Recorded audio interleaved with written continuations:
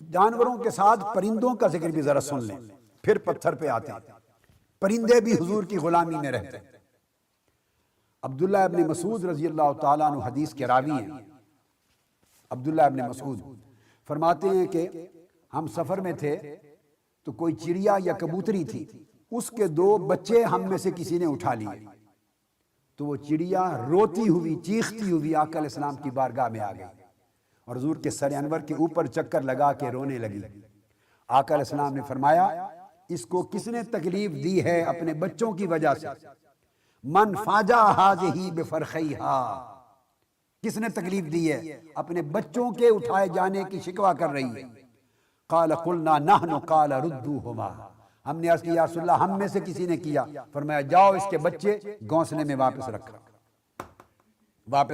پرندے میرے آقا کی بارگاہ میں اپنی التجائیں لے کر آتے ہیں۔ ایک عجب پرندوں کی غلامی کا واقعہ سنیے۔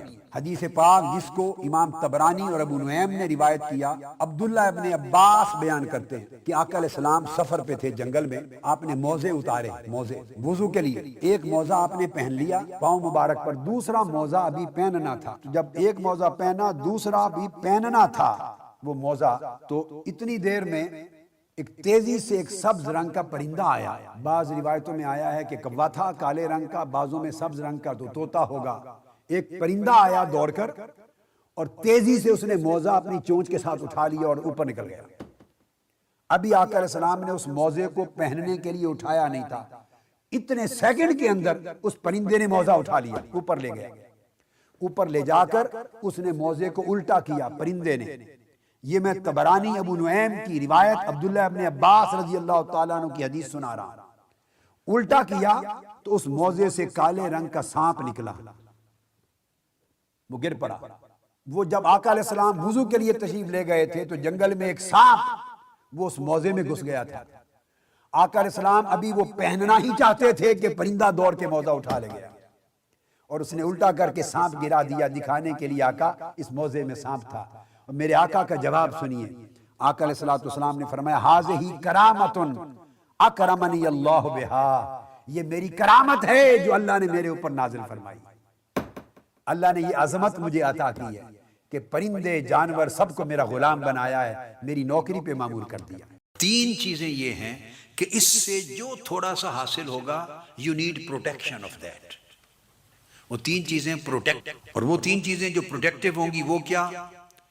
تخفیف المعدہ من الطعام، کھانا کبھی پیٹ بھر کے نہیں کھانا کہ سارا یہاں تک پر ہو جائے، وہ آپ کا سارا حاصل کیا ہوا ختم کر دے گا۔ کچھ بھوک چھوڑ اتنا کھائیں کچھ بھوک رہ جائے، پیٹ کو کچھ خالی رکھیں۔ پیٹ بھرنا دل کو مردہ کرتا ہے۔ اتنا ضرور لیں کہ ریکوائرڈ کیلوریز مل جائیں آپ کو، باڈی کی ریکوائرمنٹ پوری ہو، مگر پیٹ بھر کے نہیں کھانا۔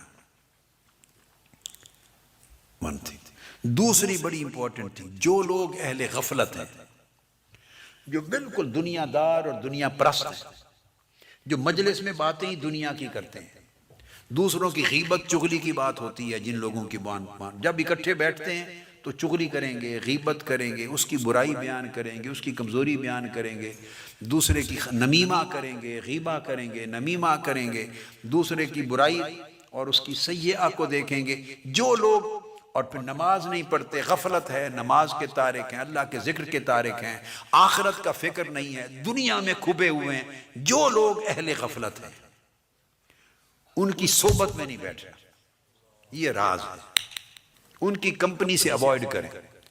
وہ انسان ہیں، مسلمان ہیں، ان سے لین دین ہے، کاروبار ہے، سلام دعا کریں، کاروبار کریں، اس سے منع نہیں۔ کاروبار کریں، لین دین کریں، معاملات کریں، جو چیز واجب ہے دنیاوی ضروریات کے لیے وہ کریں، مگر اس سے بڑھ کر کے ان کی مجلس میں بیٹھیں، ان کو اپنے کمپینینز بنائیں، فرینڈز بنائیں، ان کے ساتھ بیٹھیں، تو جب بیٹھیں گے تو گپ شپ لگائیں گے ان کے ساتھ، وہ گپ شپ دل کو مردہ کرے گا، کیونکہ وہ گپ ساری دنیا کی گپ ہے، اس میں اللہ آخرت کا فکر ہی نہیں ہے ان کی باتوں میں۔ یہ فیصلہ کوئی مشکل نہیں کہ آپ کہیں کہ یہ بھی سمجھاؤں، یو نو ویری ویل کون سی کہ لوگ ایسے ہیں جن کی مجلس میں بیٹھیں گے تو دین کی بات ہو تو بیٹھیں۔ آخرت کی بات ہو تو بیٹھیں، روحانی تربیت کی بات ہو تو بیٹھیں، خیر کی بات ہو تو بیٹھیں۔ آقا علیہ السلام سے پوچھا صحابہ کرام، آقا کن کی کمپنی میں بیٹھنا اچھا ہے؟ کیا؟ کن لوگوں کی کمپنی میں بیٹھنا، کن کی مجلس میں بیٹھنا اچھا ہے؟ آقا علیہ السلام نے فرمایا 3 قسموں کے لوگوں کی مجلس میں بیٹھنا صحیح ہے، وہ اچھے جلیس ہیں، اچھے۔ ایک، جن کو دیکھو تو اللہ یاد آ جائے، جن کو دیکھو تو اللہ یاد آ جائے، ایک۔ دوسرا، ان کی باتیں اور ان کا کلام سنو تو علم و حکمت کا اضافہ ہو، ان کا کلام سنو، باتیں سنو تو علم اور حکمت کا اضافہ ہو۔ تیسرا، ان کے عمل دیکھو تو آخرت کی رغبت پیدا ہو۔ بس یہ معیار ہے۔ صحبت ان کی رکھو، کام کاج سب سے رکھیں، کام کاج معاملات سب سے رکھیں، مگر صحبت اور مجالست ان کی رکھیں یا ایسا بندہ یا ایسے لوگ جن کو دیکھنے سے اللہ یاد آئے، یا ان کے اعمال کو دیکھنے سے آخرت کی رغبت پیدا ہو، یا ان کی گفتگو سننے سے علم اور حکمت میں اضافہ ہو۔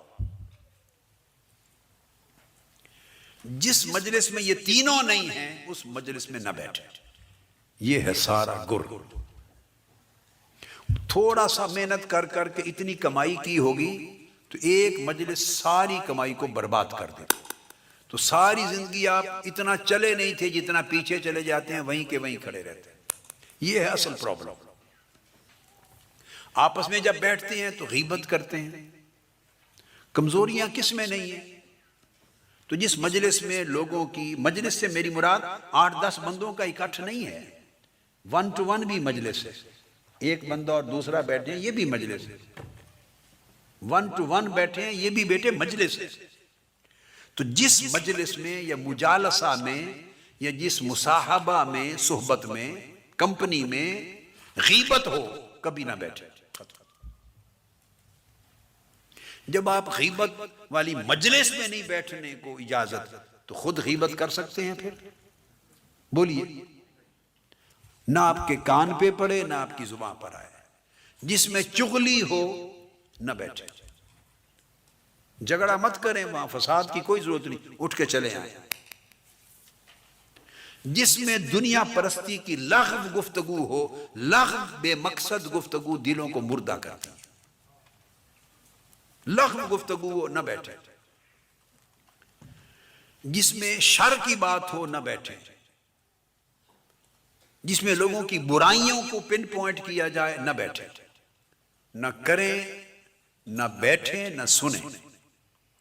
یہ ساری چیزیں آپ کے دلوں کو مردہ کرے گی، آپ کو پتہ ہی نہیں چلے گا، تو دل مردہ ہوتے جا رہے ہیں۔ اور وہ مجلس ہیں جن میں نے آپ کو بتا دیا، یا اللہ یاد آئے دیکھنے سے، یا آخرت یاد آئے اور آخرت کی رغبت ہو، یا علم اور حکمت میں اضافہ ہو، یہاں نصیحت ملے، جس کے پاس بیٹھنے سے نصیحت ملے، جس کے پاس بیٹھنے سے ادب ملے، جس کے پاس بیٹھنے سے تربیت ملے، جس کے پاس بیٹھنے سے حسن اخلاق ملے، جس کے پاس بیٹھنے سے زندگی گزارنے کے اچھے سلیقے ملیں، جس کے پاس بیٹھنے سے اچھا انسان بنے، اچھا مسلمان بنے، اچھا مومن بنے، نیکی ملے، طاعت ملے، یہ چیزیں جس مجلس میں ملے بس وہ جائز، اس میں بیٹھے بقایا کے ساتھ۔ آپ نے جاب کرنا ہے، آفس میں بیٹھے کھلی گئے، کام کریں آئیں، کاروبار کرنا ہے جائیں، شادی بیاہ پر جانا آنا ہے آئیں، دکھ سکھ پر، خوشی غمی پر جانا آنا ہے آئیں، بزنس کرنا ہے 100 بار کریں، ایک جوائنٹ وینچر کر رہے ہیں 100 بار کریں، دنیا کے سارے کاموں میں مشغول رہیں، بس جب کام ختم مجلس بھی بولیے ختم۔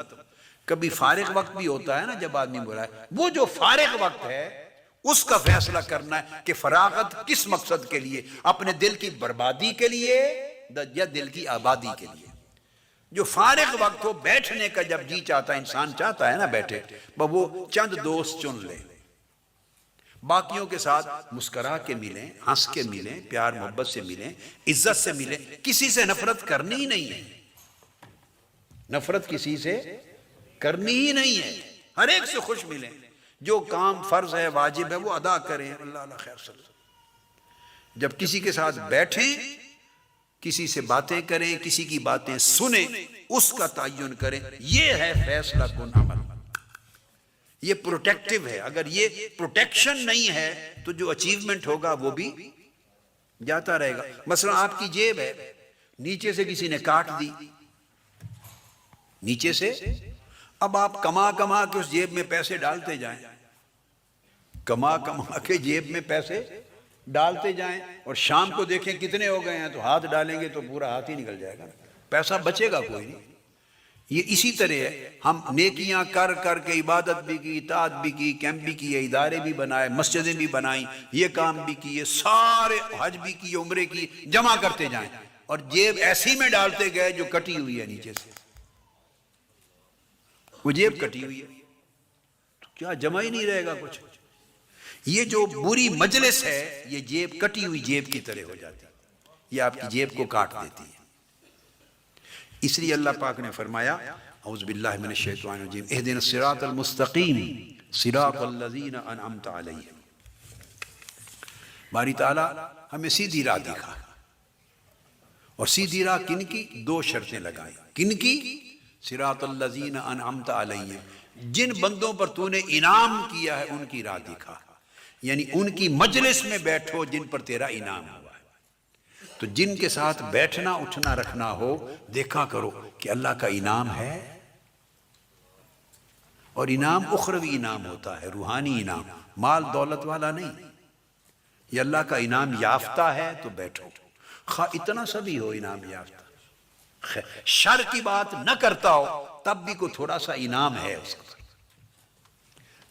اور ساتھ فرمایا غیر المغضوب علیہم ولا الضالین. مگر انعام یافتہ بندوں کے پاس بیٹھنے کا فائدہ نہیں. ادھر اولیاء کے پاس بیٹھو اور شام کو اشقیاء کے پاس بیٹھو. ادھر نیکی سن کے آؤ اللہ والوں کے پاس ادھر غیبت چغلی سن کے آؤ. وہ سارا بیلنس ہو گیا برابر. جو کمایا گیا خرچ ہو گیا. شام کو کچھ بھی نہیں بچا. تو فرمایا اگر نیک صحبت سے کچھ لینا ہے تو شرط یہ ہے کہ بری صحبت سے بچو. ادھر نیک صحبت بھی رکھو ادھر بری صحبت بھی رکھو تو کچھ حاصل نہیں ہوگا. میرے بیٹے سمجھ رہے ہیں بات کو. یہ فرینڈشپ کا راز اسی میں ہے. دوست چننے کے وقت سلف صالحین کہتے تھے جب دوست چنو فرینڈشپ دوستی تو یہ دیکھو کہ یہ دوست آخرت میں مجھے کام آئے گا یا نہیں. جس کی دوستی قیامت کے دن کام نہیں آنی فرمایا اس کو آج بھی دوستی میں نہ لاؤ. اس سے معاملات رکھو ڈیل کرو. ایک سوشل لنکس ہیں social interaction that is social interaction وہ کریں. فرینڈشپ جہاں محبت تعلق استوار ہوتا ہے فراغت ہوتی ہے بیٹھنے کو جی کرتا ہے ملنے آنے جاتے ہیں وہاں رشتہ دیکھنا چاہیے کہ اس بیٹھنے میں اللہ ہے یا نہیں. اس مل کے بیٹھنے میں اللہ اور اللہ کے رسول ہے یا نہیں. اور وہ کام جو دنیا پرستی اور دنیا کی حرص و حوث کے ہیں ان سے بچو. فرائض ادا کرو. مال کمانا معاش کمانا روزگار کمانا غنی ہونا یہ منع نہیں ہے رزق حلال.